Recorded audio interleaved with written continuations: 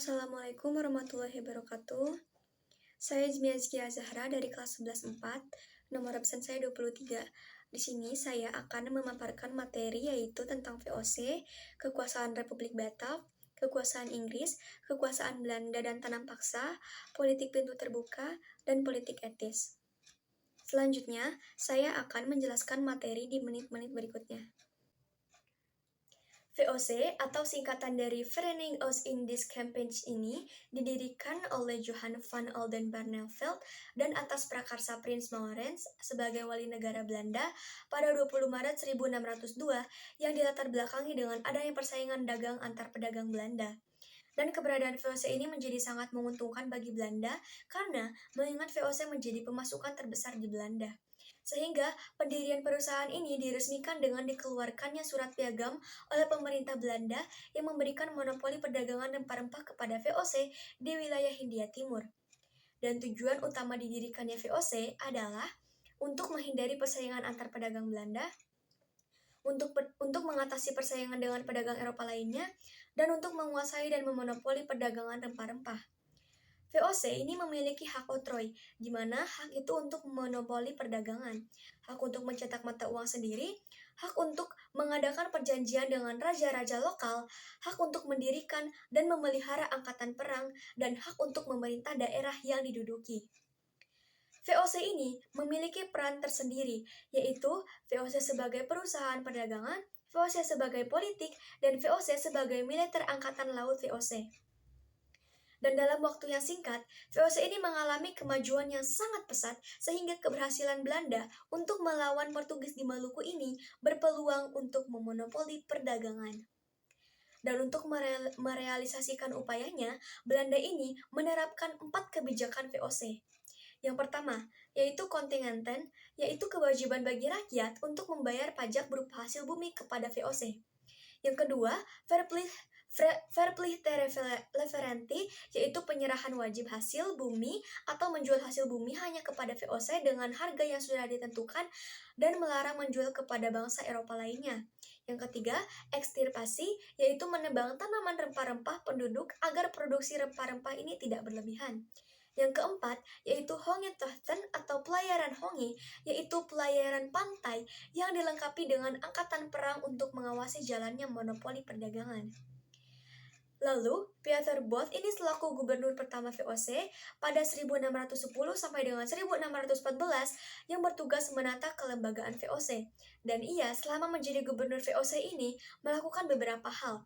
Yang pertama, membangun pos perdagangan Belanda di Ambon dan di Maluku. Yang kedua, mengadakan perjanjian dengan mempengaruhi penguasa Maluku. Yang ketiga, memasuki wilayah Jayakarta dan membangun hubungan baik dengan penguasanya. Dan yang terakhir adalah membeli tanah di Jayakarta yang menjadi cikal bakal kota Batavia. Dan pada saat itu, pada masa Jan Pieter Zoutjen pada tahun 1619 sampai dengan 1623 dan 1627 sampai dengan 1629, masa kejayaan VOC, ini terdapat beberapa pusat kekuasaannya, yaitu yang pertama di Benteng Batavia, yang isinya berupa rumah gubernur, gereja, kantor-kantor utama VOC, gedung arsip, dan tempat tinggal tentara VOC. Yang kedua yaitu permukiman, di mana kota Batavia ini dibangun oleh Belanda sebagai tiruan kota-kota besar yang ada di Belanda. Dan dengan kekuasaannya, Belanda ini membangun tembok pembatas untuk mencegah orang-orang pribumi yang masuk ke wilayah Batavia.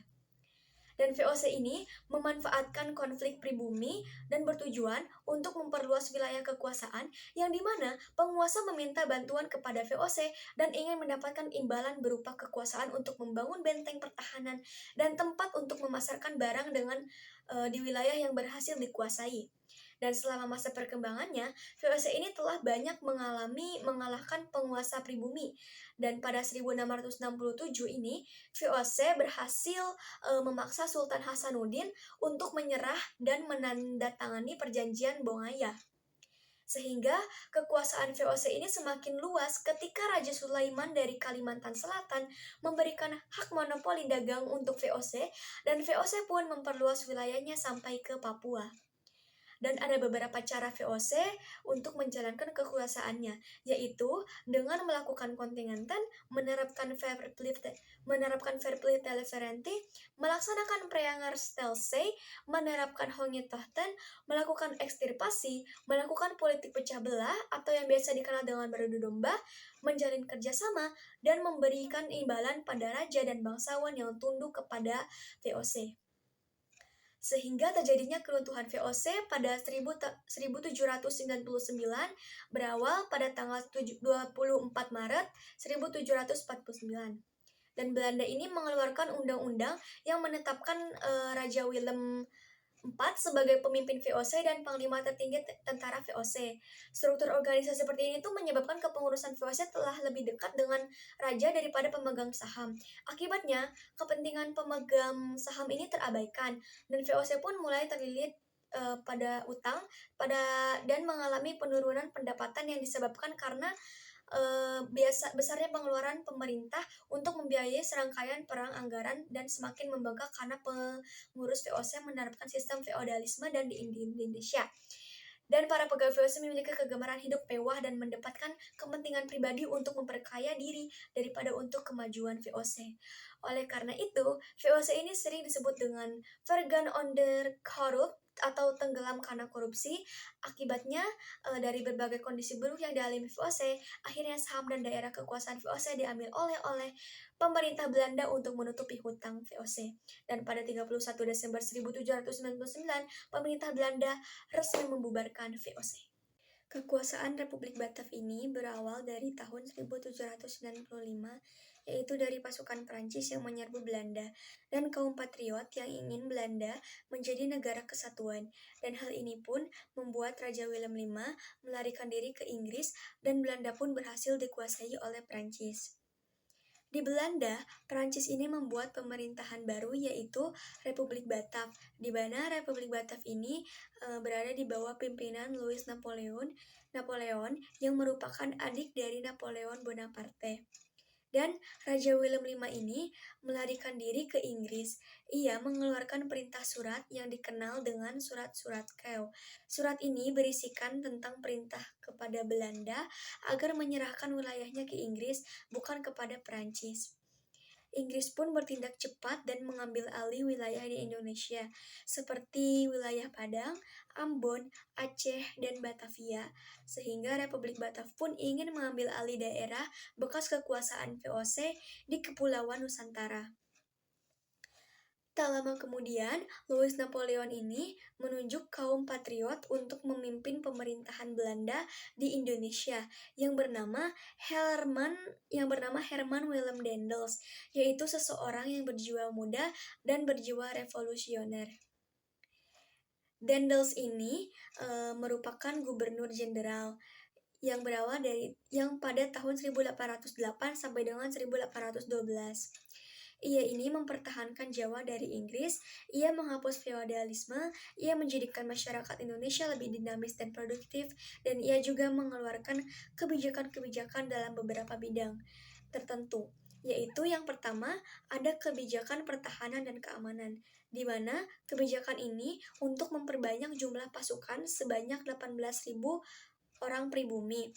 Lalu, kebijakan ini juga untuk membentuk Legiun Mangkunegara dan membangun benteng-benteng pertahanan baru. Yang kedua, ada kebijakan politik dan pemerintahan, di mana isi dari kebijakan ini adalah untuk membentuk sekretariat negara, untuk memindahkan pusat pemerintahan dari Batavia ke Walterveden, mengganti raja-raja yang menghalangi kepentingan, dan untuk menghapus kerajaan Banten dan di Cirebon. Yang ketiga, yaitu ada kebijakan peradilan, di mana kebijakan peradilan ini membentuk 3 jenis peradilan, yaitu peradilan untuk orang Eropa, peradilan untuk orang Timur Asing, peradilan untuk orang pribumi. Dan juga kebijakan ini tuh membuat peradilan untuk memberantas korupsi tanpa pandang bulu.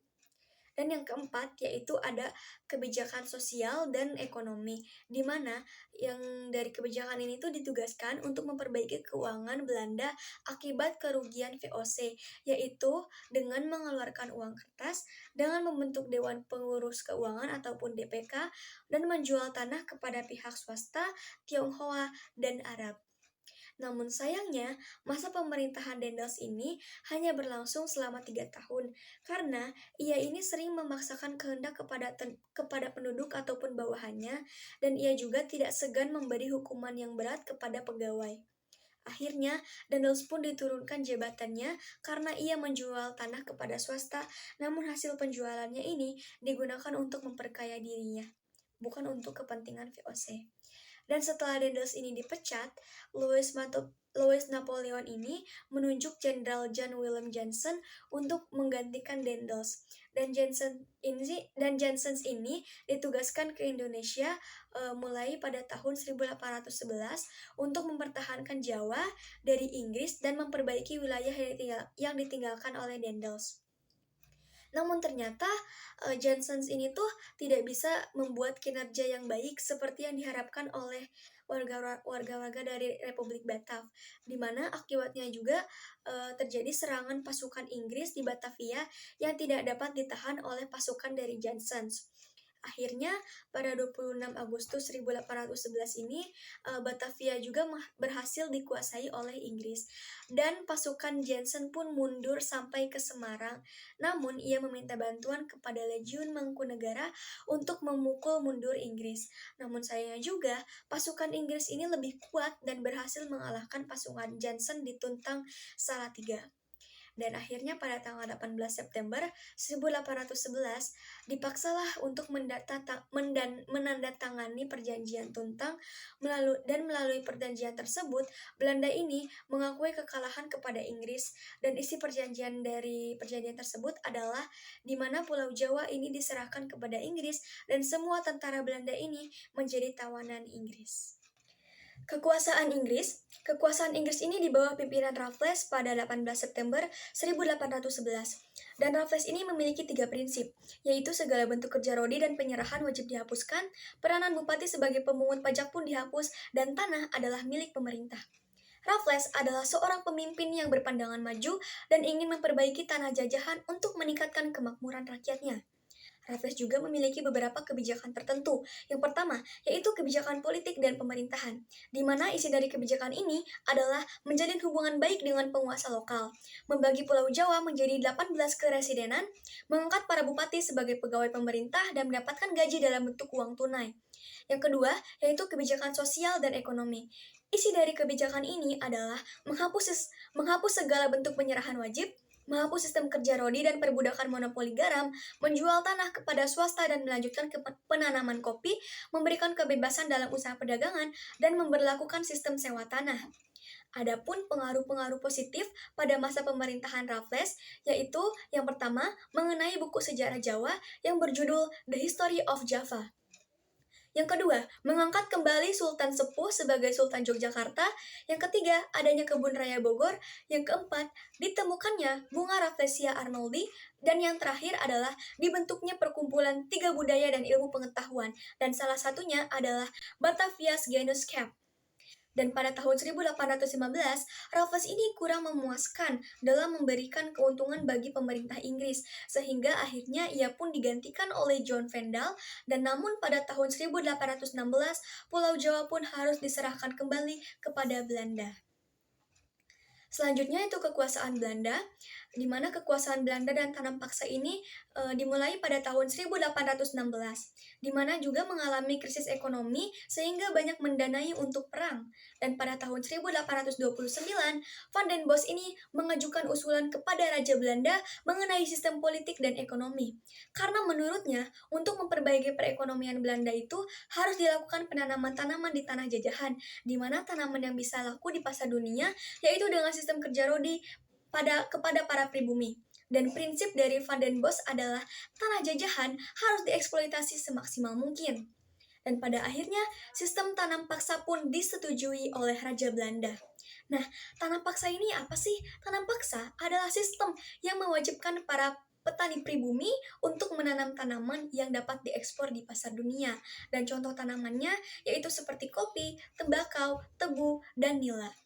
Sehingga terdapat juga beberapa ketentuan dari sistem tanam paksa, yaitu petani harus menyediakan setengah luas tanah miliknya, tanah yang digunakan pun bebas pajak, hasil panen wajib diserahkan kepada pemerintah, pekerjaan pun diawasi oleh penguasa pribumi, dan penduduk bukan merupakan petani wajib bekerja.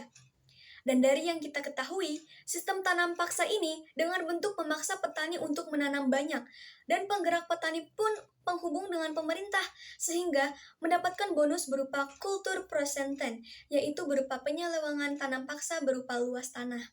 Dan sistem tanam paksa ini melanggar hak asasi manusia yang membawa penderitaan bagi rakyat pribumi. Dan Belanda pun mengeruk keuntungan kekayaan yang berlimpah, di mana kekayaan Belanda ini mencapai 832 juta gulden. Karena hal-hal tersebut juga bisa menutupi utang-utang VOC dan lunas. Dan Belanda pun mulai membangun benteng-benteng. Dan pengaruh dari tanam paksa ini dapat memperbaiki perekonomian di Belanda. Namun pelaksanaannya ini memang tidak manusiawi dan malah menimbulkan pro kontra di kalangan elit politik Belanda. Dan tibalah pada tahun 1860 di mana terbit dua buku yang mengkritik terhadap sistem tanam paksa ini, yaitu buku yang berjudul Suikerkontrakten oleh Fransen dan buku Max Havelaar yang dibuat oleh Edward de Dekker. Secara berangsur pun, sistem tanam paksa ini dihapus dikarenakan sistem ekonomi yang liberal dan kegiatan ekonomi di tanah jajahan juga diserahkan ke pihak-pihak dari swasta. Politik pintu terbuka adalah kebijakan politik di mana perekonomian Indonesia dibuka kepada pihak swasta untuk mendorongkan pertumbuhan ekonomi dan untuk meningkatkan kesejahteraan. Latar belakang dari politik pintu terbuka adalah penyimpangan tanam paksa yang membawa penderitaan kepada rakyat-rakyat Indonesia, kemenangan dari kaum liberal dalam parlemen Belanda, pengusaha Belanda juga ingin menanamkan modalnya di Indonesia. Lalu ada beberapa kebijakan dari politik pintu terbuka, yaitu pada tahun 1870 sistem tanam paksa ini dihapuskan, ekonomi diserahkan kepada pihak-pihak swasta, masuknya investor-investor asing seperti dari negara Belanda, Eropa, dan Cina. Tak lupa juga ditandai dengan dikeluarkannya Undang-Undang Agraria dan Undang-Undang Gula, yang dimana isi pokok dari Undang-Undang Agraria adalah masyarakat adat diberikan untuk hak atas tanah dan menyewakannya kepada pengusaha-pengusaha swasta. Dan pokok dari Undang-Undang Gula adalah perusahaan-perusahaan gula milik pemerintah yang akan dihapus secara bertahap. Lalu pelaksanaan dari politik pintu terbuka adalah di perkebunan tebu berada di pesisir pantai utara Jawa, perkebunan tembakau berada di Sumatera Utara, perkebunan kina berada di Jawa Barat, perkebunan karet berada di Sumatera Timur, perkebunan kelapa sawit berada di Sumatera Utara, dan yang terakhir yaitu perkebunan teh yang berada di Jawa Barat dan di Sumatera. Selanjutnya yaitu dampak dari politik pintu terbuka, yang dimana sistem tanam paksa di Indonesia ini dihapuskan, modal dari swasta asing juga mulai masuk dan ditanam di Indonesia. Penduduk-penduduk di Indonesia juga hidup dalam kemiskinan dan terjadinya perubahan kepemilikan tanah dan tenaga kerja. Namun selain itu juga ada dampak terhadap negara Belanda, yang dimana Belanda ini menjadi pusat perdagangan hasil dari tanah jajahan. Politik etis atau politik balas budi ini melatar belakangi pada kemakmuran yang dialami oleh Belanda dan kemiskinan yang menimpa bangsa Indonesia, dan dicetuskan oleh Theodore van Deventer dan Pieter Boerushoff. Van Deventer ini menerbitkan artikel yang berjudul And Erashold atau Utang Kehormatan, dan dalam jurnal The Gids pada tahun 1899.